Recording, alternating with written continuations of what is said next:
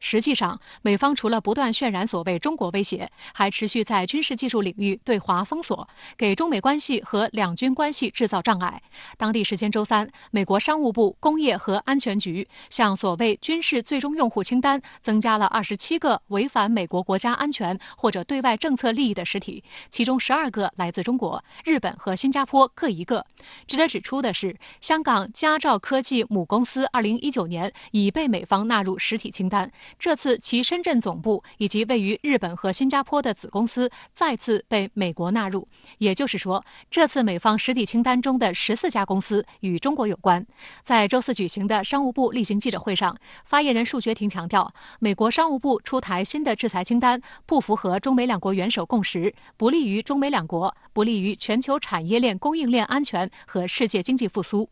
美方泛化国家安全概念，随意出台制裁措施，严重缺乏事实依据，程序非常不透明。中方表示强烈抗议，将向美方进行严正交涉。它是中美科技脱钩的一部分。那美国商务部长吉纳雷蒙多他的表态可以佐证我们这一判断。他说这一行动可以防止美国技术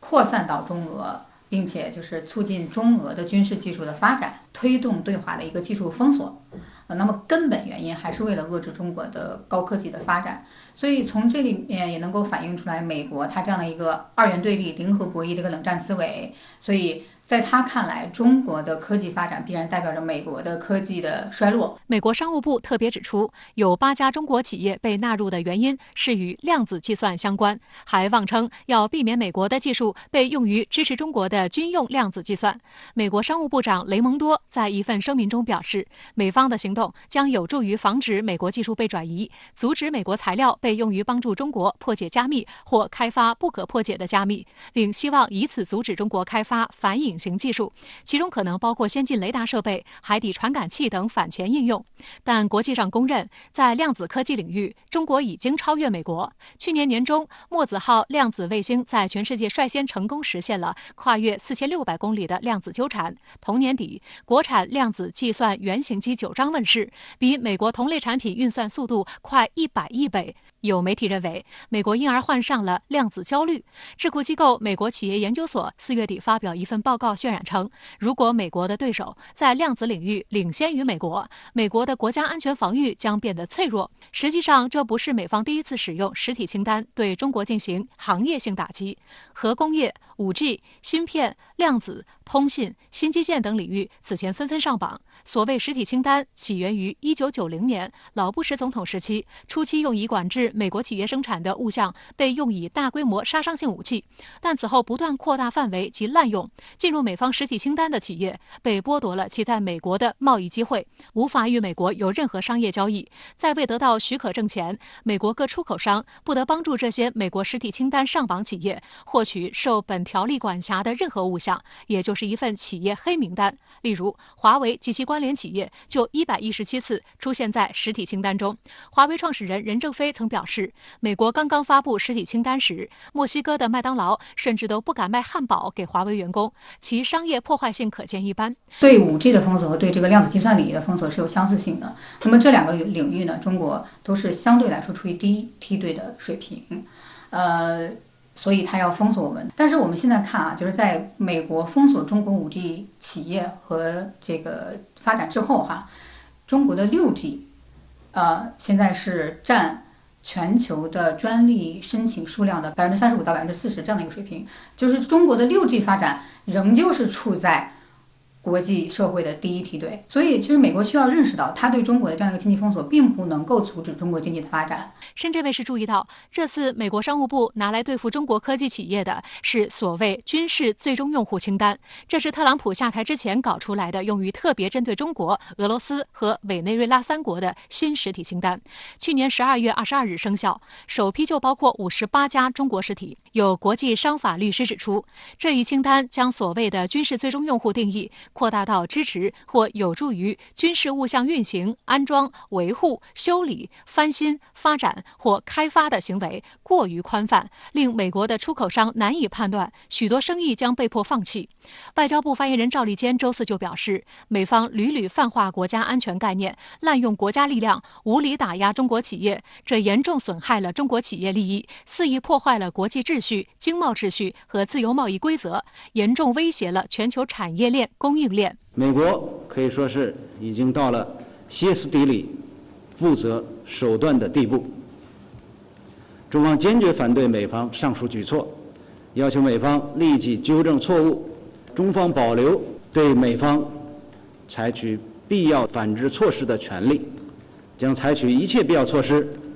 坚决维护中国企业的合法权益。观察指出，对于美方来说，寄出实体清单的频率也让美国的战略焦虑一览无遗。2007年之前，美方较少对中国企业使用实体清单。2008至2016年间，有144家中国企业被纳入清单。2017年来，则有超过300家企业。从另一方面来说，上榜的企业的实力实际上是获得了美国官方的认可，极少有企业因此而倒闭，不少商业信誉反而上升，更在产品上成功实现了国产替代，继续保持领先优势。以美国反复多次打压的超算行业来说，2015年就被美国实施芯片禁运，当时针对的目标是天河2号，但仅仅1年时间，采用国产芯片的神威太湖之光超级计算机就荣登世界第1的宝座。美国工程院院士杰克·唐加拉就指出，历史上数次针对中国某个重点领域的制裁都证明，美方的制裁只会加速激活中国国内的资本、市场以及资源的重新布局。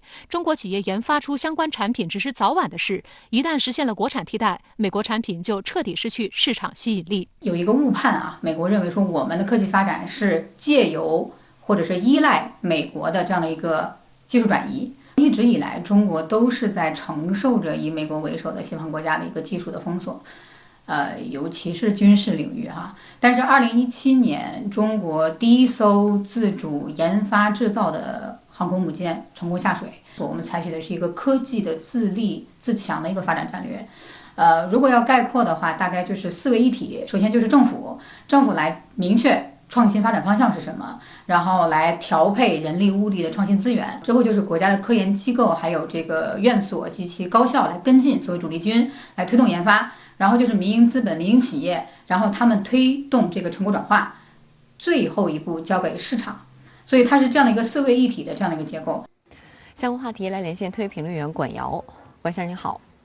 美国商务部周三宣布将12家中企列入美方所谓实体清单。中国商务部及外交部发言人今天均表示坚决反对、强烈抗议。您对此如何看？好的，主持人。那么这是美方呢所谓长臂管辖、贸易霸凌在这个高新技术领域的再次延伸。上周二在中美元首视频会晤前夕呢，美国 CNN 电视台的前瞻分析有一个很生动的标题，说习拜会前，美方终于不再假装自己无意遏制中国了。它的原文表述是 ：The U.S. has stopped pretending it's not trying to contain China。美国不再装，也就是呢，美方所谓遏制手段会公开化、激进化。美国商务部长雷蒙多昨天的一纸声明也预示着美方在高新技术领域的这种遏制行径将会持续，甚至呢不排除在一些个特定的技术方向会变本加厉。用类似总统国安事务助理沙利文之类美国高官的所谓政策喊话来表达呢，高新技术领域将会成为中美激烈竞争的一个主战场。但是呢，仅就美方这一次行动本身来说呢，它还是有幌子，它还是在装。雷东多声明列出的2大理据是所谓的国安以及外交关切。当然了，被关切的还有俄罗斯、日本、新加坡、巴基斯坦的实体与个人。声明抛出各种大词，鬼话就表示说，全球贸易和商业应该支持和平、繁荣与好薪水的岗位。但是呢，路透社今天的电稿就分析说，美方此举意在阻遏相关技术以及设备用于军事反隐形的领域，诸如高端雷达、反潜应用等等。那所谓的实体清单啊，对中国人来说并不陌生。实际上呢，它已经成为美国贸易战工具箱的所谓主战装备。隔三差五呢就会拿出来。上了实体清单，那么美方企业正常贸易往来提供设备和材料呢就会受阻，需要逐案向美国商务部来申请贸易许可。那这一次特别值得注意的是，12家新上榜的中方企业与机构中呢，其中有8家是量子计算企业或研究机构。那么这也意味着美方开始将所谓科技战的战火向量子计算领域在延烧。那么美国商务部为什么会在量子计算领域向中企发难呢？量子计算呢，被美国国防部视为未来的关键技术。它是防长奥斯汀口中的所谓 game changer， 是体现科技赋能的决定性的黑科技。奥斯汀年初走马上任五角大楼没多久，他就在公开演说中强调说，美国防务研究将会全力加码人工智能、量子通信计算和前沿电脑等等尖端战略技术的研发。那么商务部的最新动作也意味着美方呢又一个政府部门加入到这一战略技术领域的国家级竞争中，而且呢，他们采用的是霸权工具这样一种无底线的竞争。那么，华盛顿智库新美国安全中心的研究员雅各布·斯托克斯，他在接受路透社采访时就危言耸听，以前段时间被美国媒体大肆炒作的所谓高超音速武器试验为例，说中美这2个超级大国的军纪竞赛关联利益巨大。那么，美国商务部的最新动作无疑是技术竞争的一部分，它呢是意在切断关键技术经由商业渠道向解放军转移的这种可能性。也正是了解到这样一个背景，了解到美方动作背后的真实的动机，我们才能更加深切地体会到，上周总书记主持召开中央政治局会议审议国家安全战略2021至2025年时呢，为什么科技安全也会成为国家安全的重点？为什么要把强化科技自立自强作为国家安全和发展的战略支撑？